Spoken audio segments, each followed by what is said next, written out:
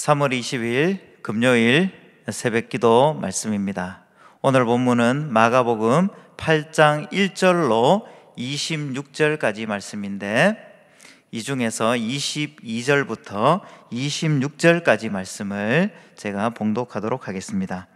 벳세다에 이르매 사람들이 맹인 한 사람을 데리고 예수께 나와 손대시기를 구하거늘 예수께서 맹인의 손을 붙잡으시고 마을 밖으로 데리고 나가사 눈에 침을 뱉으시며 그에게 안수하시고 무엇이 보이느냐 물으시니 쳐다보며 이르되 사람들이 보이나이다. 나무 같은 것들이 걸어가는 것을 보나이다 하거늘 이에 그 눈에 다시 안수하심에 그가 주목하여 보더니 나아서 모든 것을 밝히 보는지라. 예수께서 그 사람을 집으로 보내시며 이르시되 마을에는 들어가지 말라 하시니라. 아멘.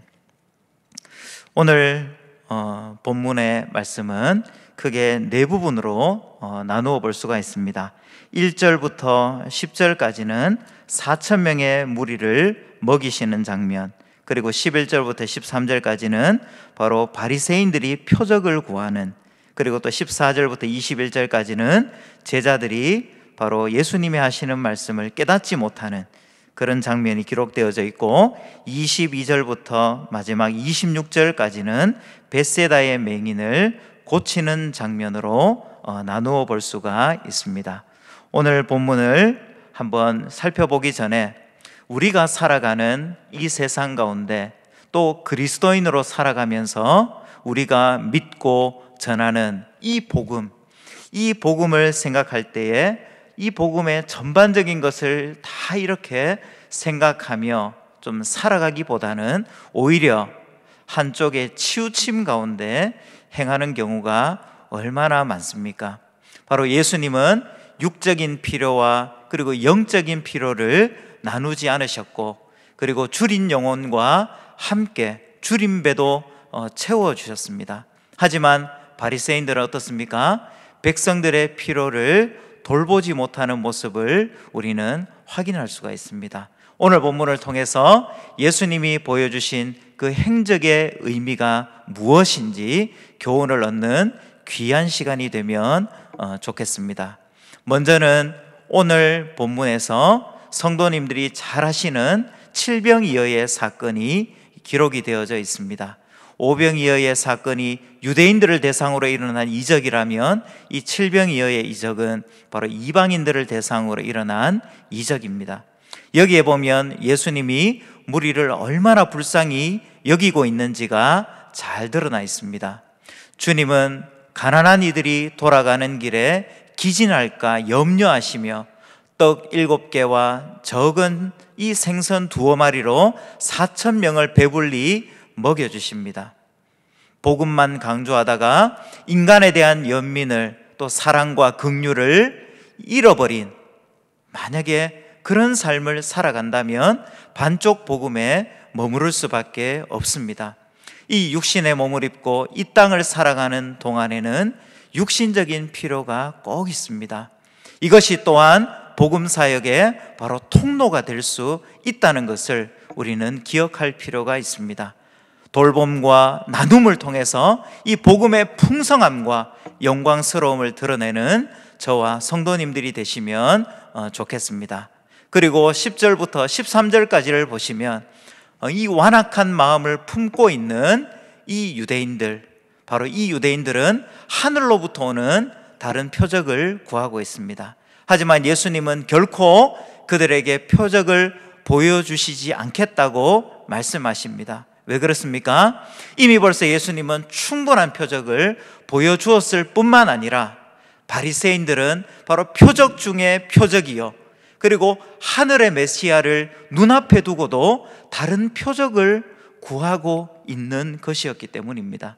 그리고 난 이후에 주님은 혀를 내두르시며 바로 그들을 떠나가시게 됩니다. 늘 하나님의 말씀이 살아 움직이는 삶을 살아가는 저와 성도님들이 되시면 좋겠습니다. 뿐만 아니라 오늘 본문을 통해서 우리가 확인할 수 있는 것은 바로 이것이 비단 바리새인들만의 문제가 아니었다는 것입니다. 예수님을 가장 가까이 따라다녔던 이 제자들도 예수님에 대해서 제대로 깨닫지를 못합니다. 14절부터 21절까지의 내용을 한번 보시면 바로 이 예수님의 영적인 교훈에 동문서답으로 대답하고, 그리고 또 육적인 필요에 더 많은 관심을 가지는 이 제자들을 향해서 예수님이 뭐라고 말씀하십니까? 눈이 있어도 보지 못하며 귀가 있어도 듣지 못하느냐. 이것이 바로 제자들의 현재의 모습이었습니다. 이어서 등장하는 이 벳세다에서 한 맹인을 치유하는 장면도 그 연속성상에 있는 것이죠. 맹인은 보고도 또 깨닫지 못하는 이 제자들의 영적인 상태를 암시하는 비유였고 바로 은유였던 것입니다. 제자들은 깨달음 가운데 더 밝은 세계로 나아가야 했고, 우리들 또한 어떻습니까? 내가 보는 세계가 또 얼마나 또렷합니까? 바로 모든 것을 밝히 보는 바로 영안을 주시도록 하나님께서 주시는 그런 통찰력을 가지고 살아갈 수 있도록 기도할 수 있는 우리 모두가 되면 좋겠습니다. 오늘 말씀을 좀 마무리하면서 우리는 복음도 중요하지만 바로 사람들의 현재의 필요에 대해서 우리는 관심을 가질 수 있어야 합니다. 왜냐하면 그것이 복음의 통로가 될 수 있기 때문입니다. 그럼에도 불구하고 우리는 또한 바로 떡 없음을 염려하기보다 깨닫지 못하는 이 둔감함을 더 걱정해야 할 것입니다. 그 이유가 무엇입니까? 우리에게는 우리를 지으신 하나님과의 관계가 너무너무 중요하기 때문입니다. 깊이 성찰하지 않으면 말씀을 오해하거나 또 영적인 무지와 망각 가운데 행할 수 있다는 것입니다. 이 제자들의 모습이 나의 모습은 아닌지 한번 돌아볼 수 있으면 좋겠습니다. 바른 깨달음과 온전한 이해를 위해 또 내가 기울여야 할 노력은 무엇인가, 이것을 다시 한번 생각해보는 오늘 새벽이 되면 좋겠습니다. 우리 이 시간에 오늘 말씀을 한번 생각하면서, 그리고 또 우리 선교사님들을 위해서 기도해 주시고, 그리고 또 코로나19로 또 신천지 이단으로 고통 가운데 있는 많은 사람들과, 그리고 또 봉사자들, 그리고 또 대구와 나라와 민족을 위해서 우리 합심해서 한번 기도하도록 하겠습니다.